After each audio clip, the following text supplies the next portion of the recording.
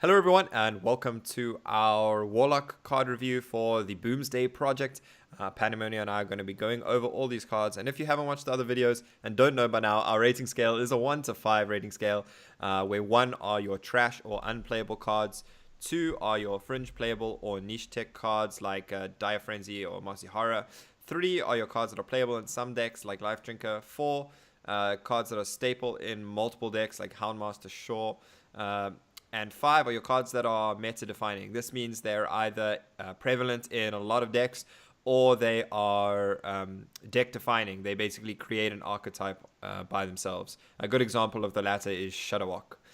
Okay, so let's get started with Warlock here. First up, we have Dr. Morrigan. Dr. Morrigan is an 8 mana, 5/5 legendary minion with Death Rattle. Swap this with a minion in your deck. So what are the insane combos we can pull off with this? Um, uh, it reminds me of Madame Goya. So, I mean, it's a random effect. So, the idea is you would want to do it. Oh, I don't I mean, know. yeah, I okay. don't even know I, what you I want to do actually with think it. everyone's been comparing it to Madame Goya, right? But this is so much worse than Madame Goya because it actually has to die first. Like Madame Yeah, Goya, you at least all you had to do was have something on the board, which means you could just totem up, and like Madame Goya.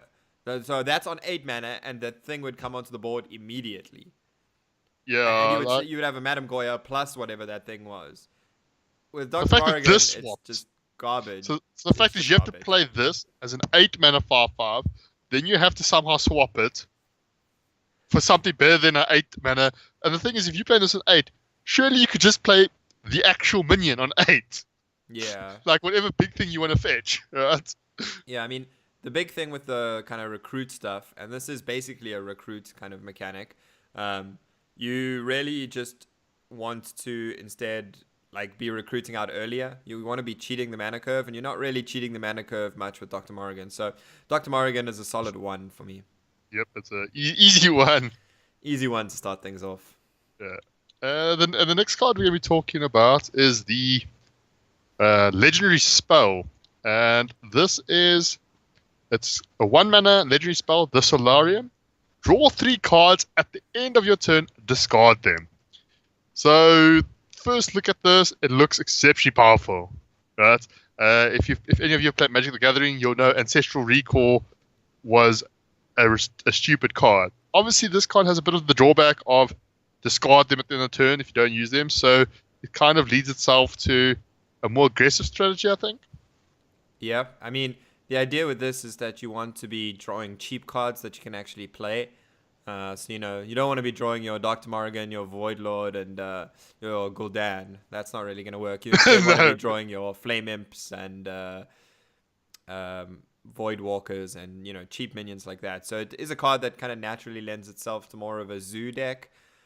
Ultimately, though, I actually don't know if it's something you really need that much in the zoo decks. I mean, it's kind of like a more efficient life tap for 1 turn, and you get to kind of choose the cards. I mean, a lot of people have also compared this to tracking, which I think is pretty incorrect to like comparison to make, because the big difference is tracking a lot of the time you use when you're just floating 1 mana and you otherwise wouldn't be using that mana. You can't use the Solarium like that. You have to use the Solarium first. Don't never draw last with the Solarium, or that's gonna just Yeah, it's be gonna end bad. pointless.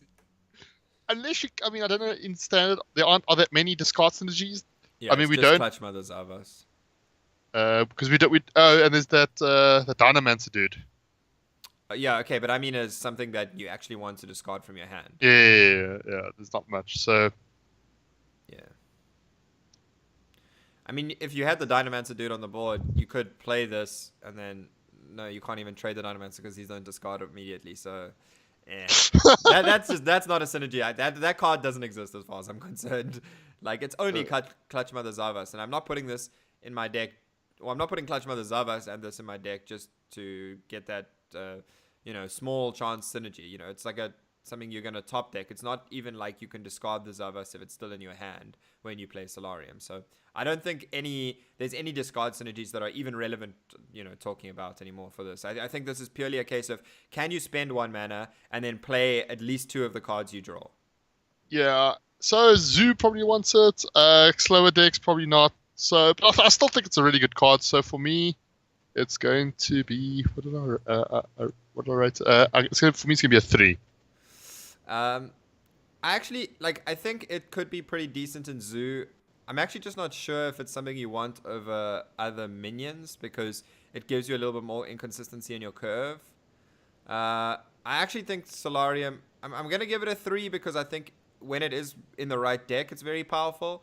But I do think it's something that you're not gonna see in many Warlock decks. So I mean, it doesn't always fit with exactly what our 3 is. It almost screams more like a 2 as I'm describing it, but Oh. I think it will be pretty powerful in the right Warlock deck. So I'm gonna just bump it up to a 3. Not biased at all. And then the next card. Yeah. So the next one we have is Ectomancy. Ectomancy is a 6 mana epic spell. Summon copies of all demons you control. So for your kind of cube warlock decks, this is only really better than Faceless Manipulator if you have multiple demons on the board. If you have multiple demons on the board, you're probably in a pretty good space. So do we ever really want to play this in a deck like that? I don't think this is something you ever play in Zoo. No, six mana to basically win more. I mean, at most you're gonna copy what 3 minions. Yeah. So, and like you say, if they are decent enough demons that you want to copy them, you're probably already so far ahead on board that you're winning. So Ectomancy, I'm just gonna go straight up and say I think this is just a 1. I think it's terrible. I'm gonna give it a 2 purely because of its possible synergy with Blood Bloom, where because it's a spell, you can actually play it like that for just 2 mana, and then maybe there's some scenarios where you can get away with getting like extra Doom Guards or something like that. You know, you need to get a really powerful demon like that to make Ectomancy worth it. Okay. So maybe some combo-y deck. Yeah, and even then, I'm not sure, once again, if it's better than like Taldaram or Faceless, those kind of options. Okay. Then the next one is a card that actually got quite a lot of discussion. It's the 5 mana, 4/5 epic minion, Omega Agent. Battlecry, if you have 10 mana crystals, summon 2 copies of this minion. So the immediate sort of comparison that just drew was to good old Doppelgangster. But because you get 3 bodies for 5 mana. For 5 mana. So now obviously stats-wise, this is an upgrade. It's a 4/5. But the problem, well, I mean, so the downside is you have to have 10 mana crystals, so you can only play this on turn 10 at least. Yeah. And then the other problem is that there's not, Doppelgangster, there was Doppelgangster Evolve. The only real synergy we've seen is actually a card that we're going to talk about, is one of the other cards we're going to be talking about. But there's not really that many synergies. So at the end of the day, most of the times you're going to have 5 mana for 3, 4, 5s. Now on turn 10, is that what you want to do? I'm not sure. No. I don't think so. I think Omega Agent, the big issue for me is and the best arguments I've heard for this is some like board fill for Control Warlock in the late game. But ultimately, I just don't think it does that very well even. So I'm going to give it a 1. I think the card is garbage in Standard. I'm going to give it a 2 because maybe, like you say in those control decks, maybe it is that extra value they need. But also, on the low spectrum of 2. Okay. And next up, we have Nether Soul Buster. Nether Soul Buster is a 3 mana 1/5 demon. It's a rare, and it has Battle Cry. Gain +1 attack for each damage your hero has taken this turn. So this is not for instances of damage, it is for the actual amount of damage. So if you play Flame Imp plus Nether Soul Buster, you'll get a 3 mana 4/5. Plus you're obviously having to play the Flame Imp. And that's the big issue for me, is that it is damage you've taken this turn. So you have to play your cards in the same turn that you play Nether Soul Buster. And for almost all of those self-damage cards, I'd rather just play them on curve. I mean, if you're holding Flame Imps instead of playing them on curve, that doesn't feel very good to me. The only thing I think Nether Soul Buster has in its favor is that it is a demon. Yeah, the demon tag is obviously quite handy. I think it's not bad. I mean, so yeah, the problem is that you need the activator, but it can be essentially quite a powerful sort of, you can put a lot of stats on the board. Let's say, even though you use 2 cards, you get, let's say, the 1-mana 2/1 in Kobold Librarian, or the the Flame Imp, and you get quite a decent costed minion with it. So I think that sort of extra influx of stats onto the board could be decent enough to make it decent. I mean, I get what you're saying. It seems appealing when you think of it as like, oh, it can be a 3-mana 3/5 or 4/5. But honestly, I think that it just isn't, because it's not 3 mana. Once again, we've seen the same effect with Duskbat tricked me once. I am not going to get fooled again by Soulbuster. I'm going to give this card a flat 1. I think these effects in general are hot garbage, unless you actually have like a minion you can trade in the board that damages you. Once again, that's the only thing I think that will make these effects good. I'm going to give it a 2, but yeah, not great. So then the next card we talk about is Void Analyst. 2-mana, 2/2 demon. It's rare. Death Arrow, give all demons in your hand. +1/+1. Is this the 2-drop that Blizzard gave you that makes you want to stop playing Keleseth in like Zeus-like decks? I mean, I tried to make Void Analyst work when I was trying to build a deck. I actually tried to build a Demon Mech Zoo. Kind of comboing those synergies, because you have like Nightmare Amalgam, which straddles the line, being both a mech and a demon. But ultimately, there's not enough demons right now for me to care. I mean, the best synergy with Void Analyst is Doubling Imp, that we'll see coming up a bit later. And I mean, I think that's even just better with Keleseth anyway. So besides the fact that there's not enough good other 2-drops that I actually care to play 2-drops, I'm just really not sold on Void Analyst. And I think that these hand buff mechanics, even though it seems like, okay, we get to use the effects of this buff earlier than we do with Keleseth, I think it's so much weaker than Keleseth. And I don't think that's something to kind of forget about. Like, hand buff is bad. Void Analyst, I think it's pretty bad. I'm going to give it a 2 because I think that we just need more demons and more other decent 2-drops to make it playable, but I don't expect it to see all that much play right now. Yeah, also a 2 for me. And then next up we have Soul Infusion. Soul Infusion is another hand buff card. Warlock, what have you become? 1 mana, rare spell, give the leftmost minion in your hand +2/+2. So this one's a little bit more controllable. 1 mana to give a minion in your hand +2/+2 is something that I think seems pretty terrible. I mean, like, if it was 1 mana to give a minion on the board +2/+2, I might not even be that high on it. So, like, to give minions in my hand, I mean, it's a little bit controllable, and the best targets are obviously Doubling Imp that we're going to see, and then Saronite Chain Gang. But honestly, or Omega Agent. Yeah, sure. I'm not playing Omega Agent and Soul Infusion in the same deck, though. Just not. I'm not playing that. I like the whole leftmost or like specific spots in your hand kind of thing. I just think that these hand buff effects are garbage. So I'm actually just going to give this a 1. Even though I tried to see it in a deck, and we'll see that. But I think it should probably just be the first card you take out of that deck.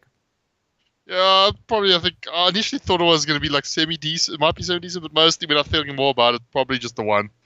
Unless we see more cards like Omega Agent, Doubling Imp that like really make you want to buff your hand. Blizzard, you tried it once with Paladin. We're not. It didn't work. We're not 40/40 Warlock. Yeah, I mean, what was this their answer to not giving Warlock too many good cards? Let's give them hand buff stuff instead. That's bad. Yeah, I would love to know. Like, sometimes when Blizzard does these things, I want to almost know what the discussion was when they came up with this card. Yeah, I don't know. Anyway, moving on. The one card that would have actually worked with this, and we keep mentioning it, is Doubling Imp. So tell us about Doubling Imp, Pandemonia. It's a 3-mana 2/2 demon. It's a common, and it has battle cry. Summon a copy of this minion. So it's similar to what's it? The CP. I mean, no. What was it called? There was a ooze back in Naxxramas. There was the 2-mana 1/2 that made a copy of itself. Something like that. I mean, I also think it's pretty similar in a way to Landscaping, the one Druid card we covered, because you're getting 2/2. Sure. But like, yeah. So now, obviously, summon a copy of this minion. the obvious synergies they try is with what the card we just talked about, Soul Infusion, you know, And Void but Analyst. and Void Analyst. Now, even without the buffs, 3 mana for 2 times 2 times 2 is basically 4 stats for 3 mana, which is pretty good. So, well, it's pretty decent, I would say. So, Yeah, I I think mean, it's this is decent board presence, especially for like Fungalmancer seeing quite a bit of play. So, I think this is quite a good card. So, for me, it's a 3. yeah. I think this card does all the things you want it to in Zoo. It's obviously nuts with buffs from like Keleseth. The big issue is obviously if you play Prince Keleseth on 2, you have to top deck this on 3. So you can always get the nuts curve of Keleseth on 2, top deck this on 3, top deck Serenade Chain Gang on 4. And Oh boy! then your opponent concedes because. And then you play like Fungalmancer, and Sure. just Yeah. I mean, I think Doubling Imp is pretty powerful. I also think it's going to be a 3. It's really only going to see much play in the Zoo decks, but I think it's a card that makes Zoo a lot better. yeah. Okay, and then next we move on to a card that a lot of people were kind of talking about when it was revealed, and that's Demonic Project. So Demonic Project, 2 mana, common spell. Each player transforms a random minion in their hand into a demon. So the main reason people were talking about this as a way to interact with your opponent's hand. It's kind of spoken of as a way to counter like Shadowwalk Shamans and minion-based combo decks.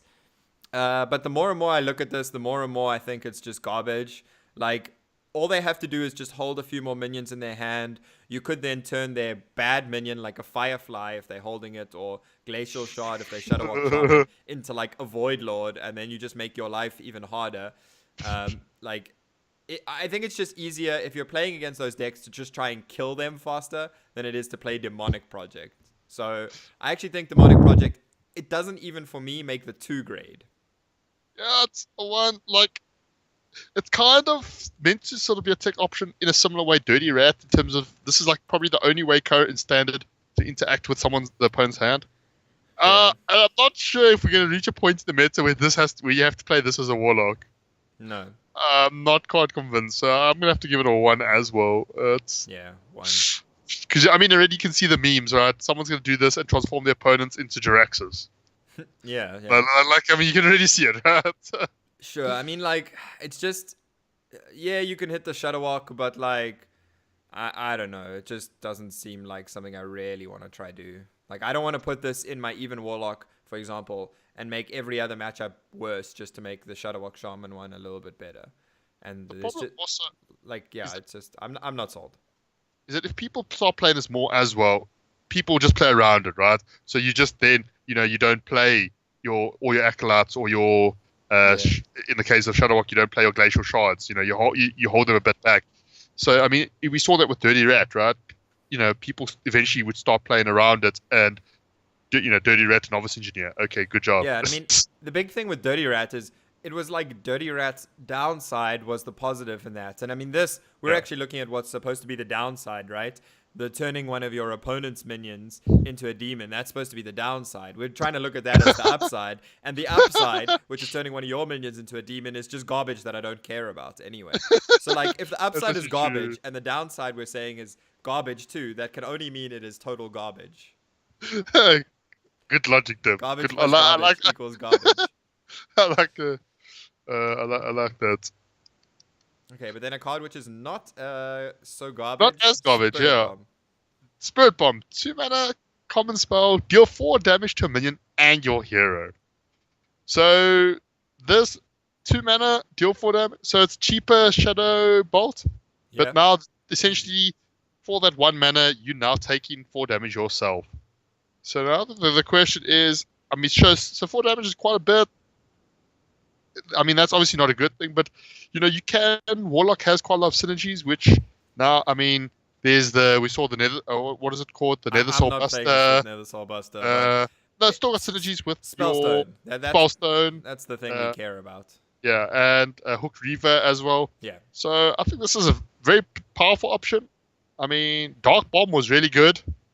Yeah. But sure, Dark Bomb could hit face as well. That's where it got its versatility. But deal 4 damage to a minion for 2 mana definitely sounds like something I think this is something that slots right into Even Warlock. That's the big pull Yeah. for me. And I think it is a massive tool for that deck. One of the best ways to beat that deck with most rogue decks, for instance, was Hench Clan Thug. This is an answer to Hench Clan Thug, and that alone makes it pretty powerful. Never mind the fact that, as you mentioned, it helps you get in range for your hooked reavers as well as buffing up your spellstones, so you can kind of recover that health loss. I really think Spirit Bomb is pretty good, and I'm actually going to give it a 4, mostly just for Even Warlock, and then maybe it has some use in like Cube Warlock as well, or if the self-damage Warlock is a real deck, because at least this one is giving you a tempo swing on the board.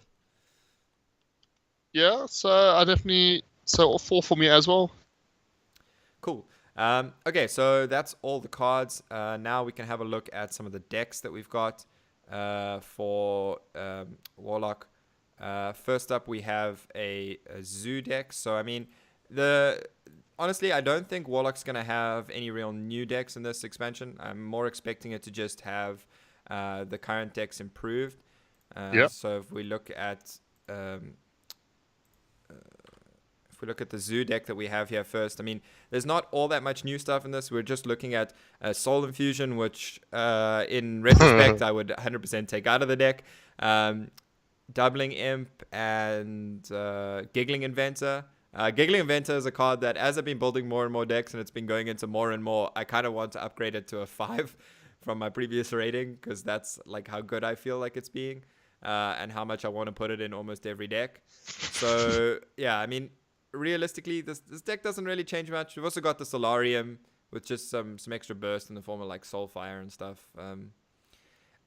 I really did try to build a mech demon deck. I think the one thing that deck has going for it as well is the Piloted Reaper, which I think is pretty bad. But if you can actually play it in a deck where you do have a lot of 2-drops that are going to still be in your hand because you played something else on 2, then it does sometimes work. So, I think in that deck you might play like the Void Analyst and cut the Keleseth, and then you just need to find some other 2-drops. But finding other decent 2-drops and making that mech synergy work with the demon synergy was pretty difficult. So that's why I gave up and built a more standard Zoo here. Yeah. Well, I mean, when we get to my list, mine are kind of, I went like off the walls, a slightly different approach. So yeah, I think the other interesting thing in this list is bringing back Sea Giant. I'm kind of a fan of Sea Giant and Zoo anyway, and in this case, it's pretty good with Giggling Inventor. That's like, Giggling Inventor just makes Sea Giant even better too, because it creates a more board-full state. Yeah, and Doubling Imp as well. Yeah.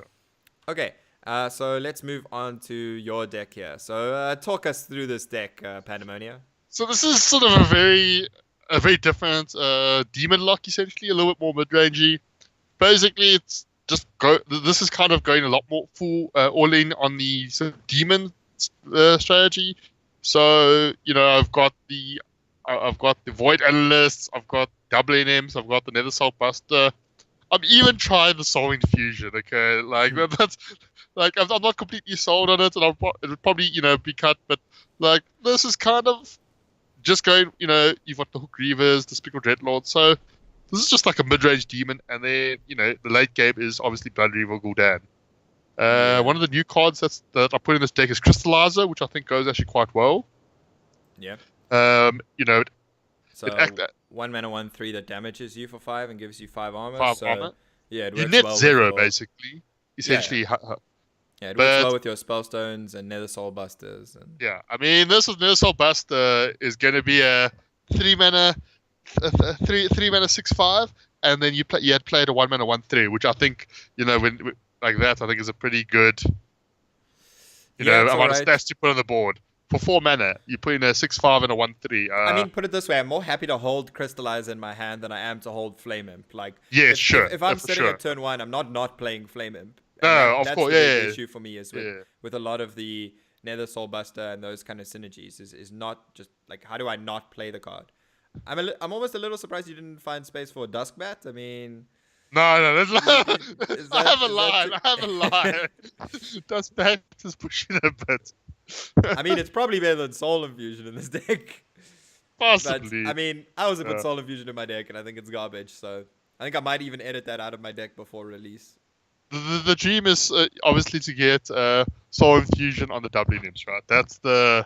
the dream. I mean, the bonus is both of these decks are pretty cheap. I mean, this deck has only some like rares and commons from the new set. Um, and obviously Zoo is generally pretty cheap as well, so they're pretty accessible decks. I don't think they're definitely not going to be the more powerful ones. I definitely see cards like Spirit Bomb rather just slotting into even Warlock and that being a bit better. So definitely try it out there. Otherwise, though, how do you feel Warlock's going to be overall in this Uh, expansion? I don't know because I think the existing decks might just become better, like you said. Yeah. I don't think there's gonna be that many. So I think I don't know if it will be the most popular, but I think it will still be up there in like the top 3 classes. I think. Obviously, not as good as Druid. Yeah, yeah, yeah. I mean, I think Warlock will still be in a fine place because I think even Warlock helps is decent against some of those slower decks, and it has some decent tools against the very aggressive decks. I think it might do well against the mech decks as well. So I think even Warlock will be in a decent place, and I think Zoo might be alright too. Uh, I do really like that Zoo's gotten a few new tools and a few new things to consider with deck building. So I'm going to be interested to see how those Zoo lists shape up. I don't expect Soul Infusion to make the cut, but Doubling Imp is the most promising one for that. And Yeah. there's that, once again, that issue of can we get rid of Keleseth to make the Void Analyst stuff work? And I am still going to try and make some Mech Demon Zoo work at some point. Um, but yeah, overall, I think Warlock should be all right. It's not going to be one of the stronger classes or the strongest classes, but I mean it's difficult to compare anything to how Druid is looking. But yeah, thanks a lot to everyone for tuning in for this Warlock review. We've got just one more to go, Warrior. Make sure you check out all the other videos if you haven't already. And if you aren't so sick of me saying it by now, like, subscribe, share, do all of that. And you can also find us on Twitter. You can find Pandemonia down there below his face. And you can find myself at @dib_gaming. Thanks a lot, everyone. Until the final Warrior video. Cheerio. Cheerio.